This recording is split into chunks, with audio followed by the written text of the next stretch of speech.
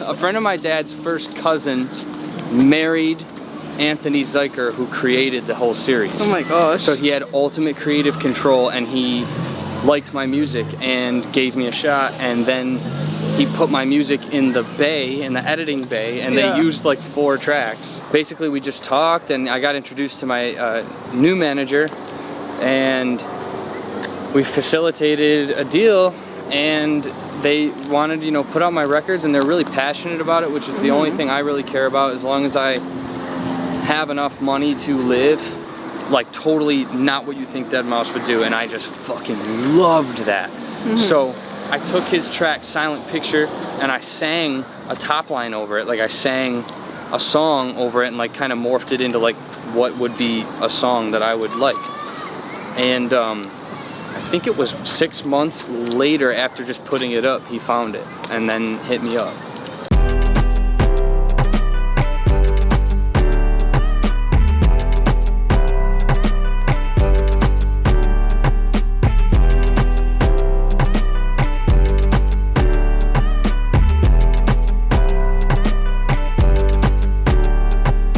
Hi, this is Lauren Engel, Sidewalk Talk to him here with GRABBITZ. What up, Sidewalk Talk? What up, Lauren? So you're originally born in, is it Buffalo or? Yeah, Buffalo. Real close to Niagara Falls. Okay. And are your parents originally from New York as well, or? Yeah, I mean, when I say Buffalo, New York, everyone just thinks I mean like the city. And it's like, couldn't be farther from the city. Yeah, it's like way upstate, right? Yeah, it's totally on the opposite end that the city's in. Yeah. But we still have a little bit of that like New York accent, a little bit. That East Coast accent. Yeah. What did your parents do, or back then? My dad practices law. My mom passed away. But yeah, I'm super tight with my family. I have a brother and sister and like a little niece and shit back in Buffalo. They're all real supportive. They love what I do and stuff. Wow. My family is like my biggest fans. Oh, I love that. So is that more like an academic family, or were they also creative? I would say more academic. Like, I felt a lot of like responsibility growing up to like go to college and do all that stuff. But then like once I discovered music, it was like an easy decision. It was an easy decision. Yeah. No college for me. I went there and I actually tried to do music, and it was just not the kind of music that I just wanted to apply it all. I didn't really want to like learn about all of the history and stuff, and I was like probably 18, so like I really was in my like prime of just starting to grow a bunch. So And so what instrument did you pick up first? You did guitar? Guitar. Yeah. At what age was that? 7 probably. Was that 6 or yourself, 7? or your parents kind of wanted you to? No, it was actually just a gift. It was a birthday gift. It was a real shitty like guitar. It was just a real shitty guitar and a real shitty little amp. And we were doing my birthday somewhere, and they like had it there, and I just started teaching myself the guitar and keyboard over the years, and I would always just beg my parents for any kind of like instrument when I was younger, and then it pretty much like was guitar and keyboard. How do you describe your personality back then growing up? Just singing constantly. Yeah. Silly, definitely really silly. What kind of songs? I used to sing like actually kind of the same type of songs that I sing now. Like I used to sing about love. I was like fucking 12 years old. Yeah. I used to be like all brokenhearted then. I mean, honestly, it was just, I was pretty much just pulling from my influences and like just trying to be like my influences. Like all the early like 90s rock and like Nirvana and Pearl Jam and Stone Temple Pilots and Alice in Chains and even some like, I used to be real into the Backstreet Boys. So Really? like, I feel like that's where some of the pop sensibility might have started, but I don't know. And were you in a ton of bands growing up? No, never. Really? Why? I never wanted to really play with anybody else. I just wanted to do my own thing. So so you're already making original music. Did you put it out back then, growing up? Yeah, actually, I On like, MySpace? What? yeah, on MySpace. I did it on like Facebook for a while. Really? I put my shit out on Facebook. That's like when I started putting my music out is when like it was probably the beginning of high school. I started just putting my stuff out there, and people actually dug it. It was cool to see the reaction. Like people would share it, and then like I uploaded this one like rap song, and it got like 50,000 plays on like this little Facebook thing, and I was just like, holy shit, this is awesome. Oh my gosh. Were you under a different moniker? No. Really? So from Always the beginning? GRABBITZ. Really? Yeah. Because yeah, originally you made it for rap. Like GRABBITZ was originally a It was rapper name. rap, yeah. I mean, yeah, that was just my name so that like when we were super young, when we were like 15, 14, we could rap and say all kinds of foul ass shit and like never and just like hide behind our names or whatever, because we were like all into gangster rap and shit, and we were just like we loved that whole thing. We were all into Eminem, and me and my buddies would all just rap like, and then I just ended up getting like really freestyle? good at it. Yeah. Really? Yeah.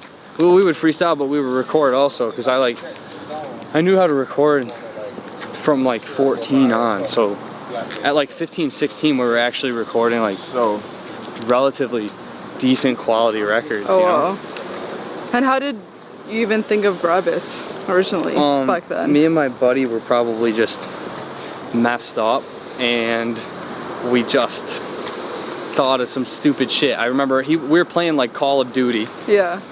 And we were making like a rap record, and we were like, we absolutely have to come up with monikers, and we actually have to like come up with these characters. And I was just like, well, how about GRABBITZ and Snippets, or Young GRABBITZ and Little Snippets. And he was like, dude, I'm down, so we did it. That's crazy. And then I dropped the young because you know I'm grown. How many years ago was that when you first came up with the name? We were probably 15. Yeah. 10 years ago maybe. Yeah, I love that you kept it. I feel like over time people often like change their names, but I feel like it's a big part of like who you are, right? That you Yeah, because I just don't. I never looked at it as like a project. You know, when people are like, this is my, you know, this is this project, and like, this is my like indie pop project or whatever.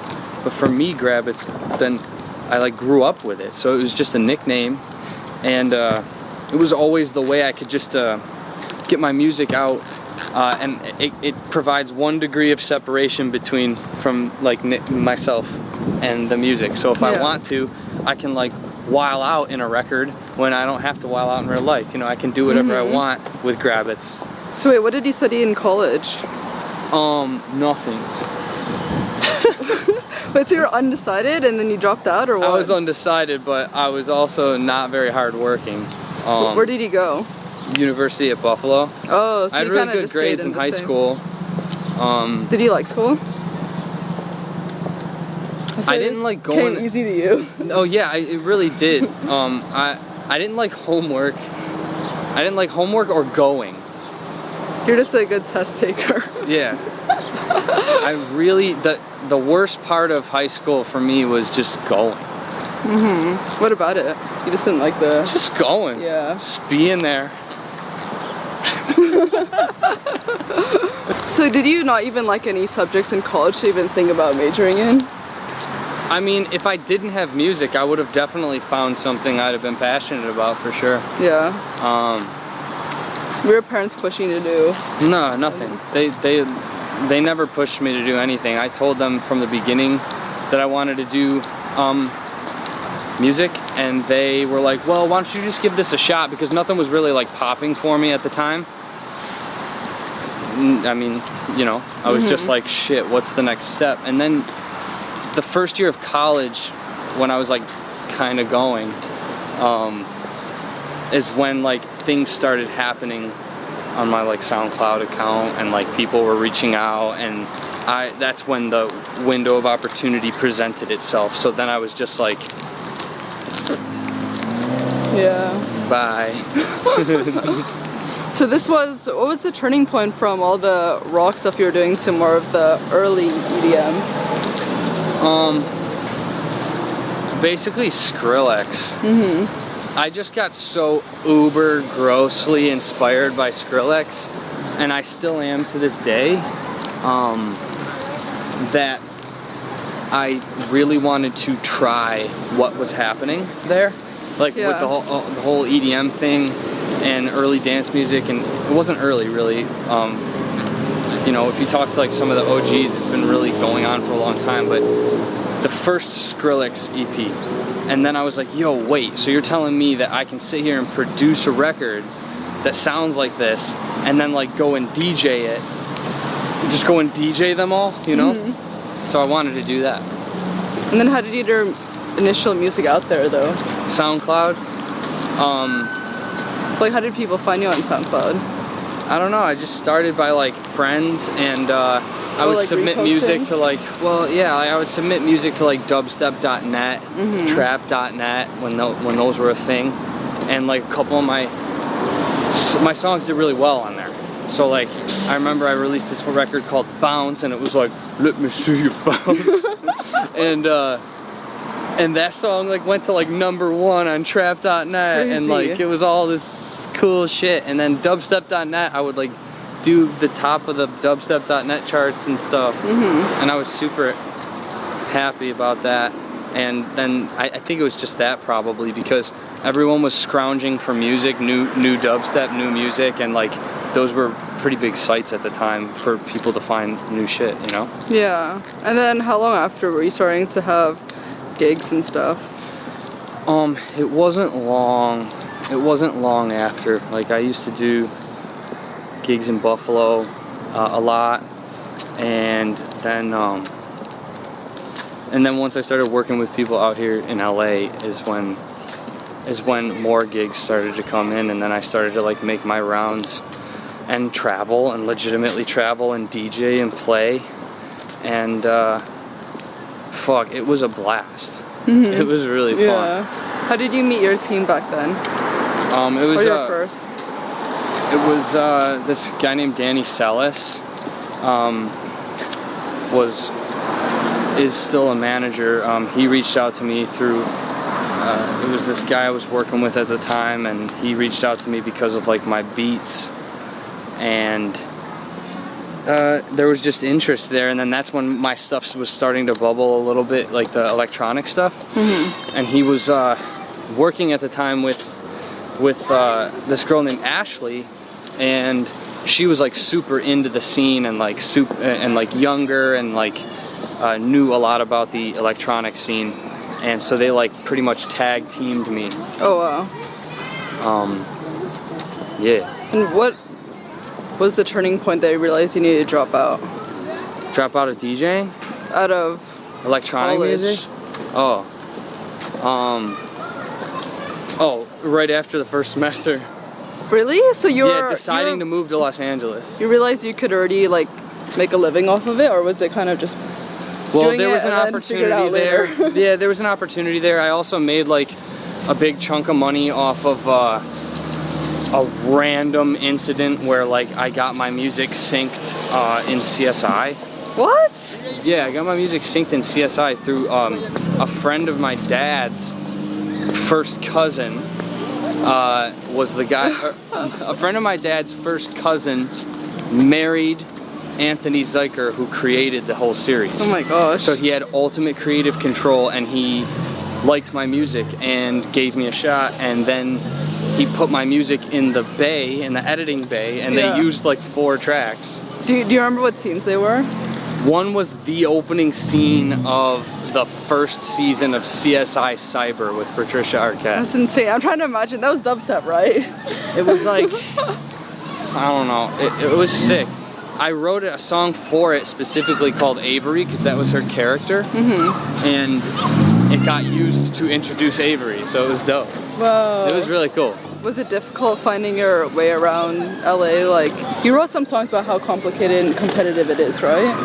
Probably. Yeah. You forgot, oh my god. I mean, it is. Yeah. It really is, but like, honestly, at the time, like, Ashley, like, introduced me to all of her friends, and really was helpful in just showing me everything around the parts, and like, especially in like the club world and like the electronic world. Those were definitely like group of my first like friends here in LA, you know? And were your parents chill with you moving here? Yeah, I mean, yeah. As long as I could like do it, You know, they were totally supportive, and you know, I find my way back to Buffalo and often, and I see everybody still, so like it's all good. You know, everyone's cool with it. I'm just trying to get on the road more, you know, like everyone knows, my family's all on board with like that. They know that I'm trying to get on the road, you know. Yeah. And what was the turning point that you wanted to do less and less EDM? I found as an artist there was a little bit less substance in it for me, and less that I could say with it, and more of just like a party themed, party centric like type of thing. You know, and then it becomes less to me about like artistic expression than it becomes more of like a job of just keeping the party going, which I love. I think it's awesome, and there's like a really cool place for it. But then records started coming where I had more to say and more to express, and I had to do it in different ways, and I wanted to sing more. And then the more you sing, the less drops really are kind of a thing. And then the less drops are kind of really a thing, is the less you're going to be able to DJ those records. Yeah. And, you know, and then that's like a live show, some culmination of that, or like some kind of electronic live show is what I thought would be the most appropriate for that. Yeah, I actually found that really interesting, because I thought back one day about like when I asked a lot of EDM producers especially, like what's the inspiration behind these songs, and they only describe like the drops or like the build up, and I'm like, could an EDM song not like have your like talk about like heartbreak and stuff? And I've never heard like a producer talk about heartbreak. It's like, but you technically can like do an EDM song about heartbreak, but I don't know. Yeah, I guess for you it's like, well, I always incorporated vocals in. There was always vocals. I mean, not always, but like that's the way I would get a message across, is through singing it. Yeah. And then dropping it. Yeah. You know, it's like singing, and then But it didn't feel the same as like an actual like song that you started having less and less drops and less EDM. Yeah. I also grew up on like traditional song structure, and it's kind of just what I like gravitate towards. And I really enjoy what happened with like electronic music influencing pop music, and how like there began to become more sections where there doesn't have to be vocals, which I really enjoy, where there could be like a beat that you can bob to for a few minutes, and it's like not just a straight hook over it. Sometimes the hooks now are like in the builds, so it'll build, and there's your vocal hook, and then all of a sudden when it drops, it's like, you know, you know. Was that difficult though, because you're already like touring, doing festivals under EDM? Did you have to like I definitely had to pump the brakes, yo. Yeah. Definitely. Well, yeah, I mean, once the trajectory was formed, once I like knew where I wanted to be at, the shows dropped themselves, honestly. Yeah. You know, it was like if somebody hits you up and they're like, yo, you know, we want you to DJ this gig, and I'm like, shit, I'm building a live show. My records aren't really there anymore. I mean, it might have just been me being like young and naive a little bit, because I wasn't really treating it like a job. I was just like, this is my art. Yeah. So basically I was just like, nah, that's not the direction I want to go anymore. And you know, now I wouldn't, it depends on the situation, but like I could definitely still DJ a gig. Like I definitely could still DJ like my records and stuff. I would only DJ pretty much like 80-90% of my own records anyway when I used to do it. But I really want to end up with that hybrid live electronic show. Yeah. Like I want a big show someday. Like I want a 21 Pilots Coldplay show someday. Yeah. And with that, I need to just I need like a big body of work that I can play and start picking records out of there that I think people would enjoy live, you know? How did you meet Ultra? So basically, I was in a transitional period with management, and a good friend of mine, Alex Greenberg, actually sent over my music to Waxman at Ultra, had A&R there, and he was really into it and was really into the trajectory and like where the music was heading, and how it's like electronic but they're still songs, and it's like singer-songwriter this like new future post EDM singer-songwriter thing, and basically we just talked, and I got introduced to my new manager, and we facilitated a deal, and they wanted, you know, put out my records, and they're really passionate about it, which is the only thing I really care about. As long as I have enough money to live, and you know, put some thought and budget behind, like, you know, the records coming out, and make sure they hit the most things, and they have all the tools to do that, and they're really passionate about it, which is just like what I love the most. How about with Deadmau5 back then? Deadmau5, shit, well, when I was, I basically, I love Deadmau5. He's like one of my favorite artists. His music is just fucked. It's so good. Melodically, and just like, we share so many of the same like favorite chordal structures, and like his sound design is impeccable, and like I just love house music too. So anyway, he came out with his While record, and on that record there was a ton of music that was just instrumental, acoustic guitars, synths, pianos, like totally not what you think Deadmau5 would do, and I just fucking loved that. So I took his track Silent Picture, and I sang a top line over it. Like, I sang a song over it, and like kind of morphed it into like what would be a song that I would like. And I think it was 6 months later, after just putting it up, he found it and then hit me up. It was crazy. So cool. Yeah. I remember the day he did it. It was awesome. I just remember waking up, my brother was in LA, and I was just like, I woke up and my Twitter was just like malfunctioning. Oh my gosh. And then I was just like, wait a minute, my Twitter's malfunctioning. And then I found the Deadmau5 tweet, and I was just like, wait, Mike. I was like, yo, Mike. I'm like, this is something crazy just happened, dude. Something crazy just happened. Oh, it was so fun. And what's your inspiration for, you have a coming album, right? Yeah, basically, I mean, like, I'm sitting on like more music than we could ever put out, ever. Like, there's just, I make music like very fast, and all of my ideas culminate very quickly. So basically right now we're just trying to put out a consistent stream of music. So like, even if there is an album, we're just gonna, here you go, here's one song, here's one song, here's two songs, here's one song, and we're just gonna kind of try and keep it consistent, you know? Like with the content and the music, and I feel like everybody now digests music a little bit differently, and everyone's known that for a while, but now it's like, how are you gonna crack the code, find your own code and crack it, you know? How have you grown as a person? Oh, whoa. Fucking, that's a deep one. It's just gonna get a lot of ways. I would have to say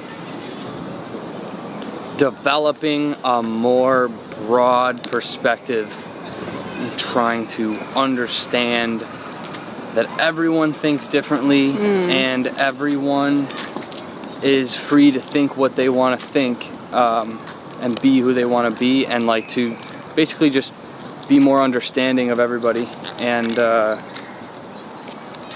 you know, figure out like what you have to offer, and figure out who needs that shit, you know, and give it to them. What would you say have been your biggest challenges so far in life? Well, there's some personal ones, but I'll keep it musical for now. I think they want to know any, if you're able to share or want to share, up to you. Well, I guess one of the biggest challenges was losing my mom 3 years ago. Oh, yeah. That was something else. That taught me a lot about life. It's crazy how death teaches you a lot about life, you know? Definitely grew up real quick then. What advice would you have for someone who's going through like a close one who's passed away? I would say to just, shit, I mean, you just gotta try and understand that, you know, everybody that lives will die. And, you know, we're all pretty much specks. and what matters is making the most out of life while you're here, you know? You gotta make the most out of your life, because if you don't live your life, it's a disgrace to those who've lost theirs, you know? So if you sit and wallow in your own shit, then you're not really living life, and somebody else would probably give a whole lot to live it again. You know what I'm saying? Welcome to my TED Talk. This is my TED Talk on loss. Wait, what were you just about to ask me? Oh, I was just gonna say, what does love mean to you? Doesn't mean anything to me. I'm just kidding. I got a lot of love. I got a lot of love to give. You probably would know that if you listen to my records. I always am talking about love. Heartbreak. Heartbreak and love. Dude, some of the heartbreak shit is like,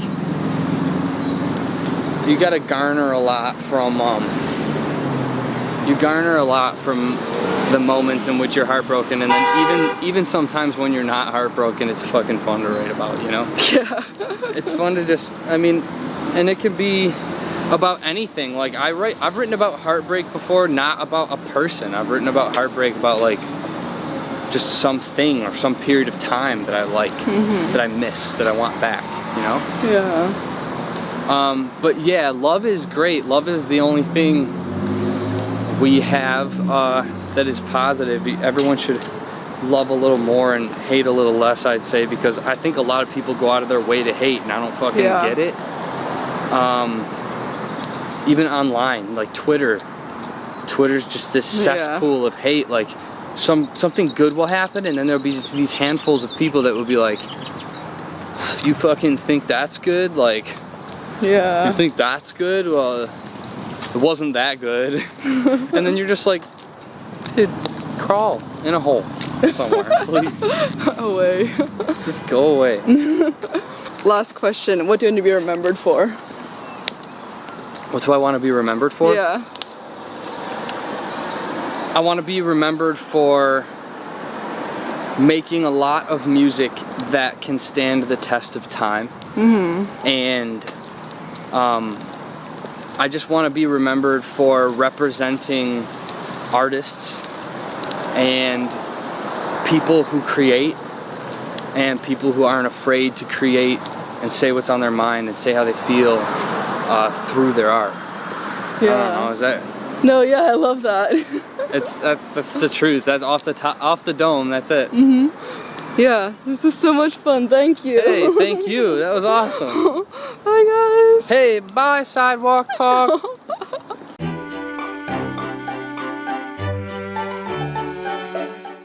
What's it gonna be? I can't pretend. I don't know if I still know, but this is really good. More than friends. You guys are getting your own solo show.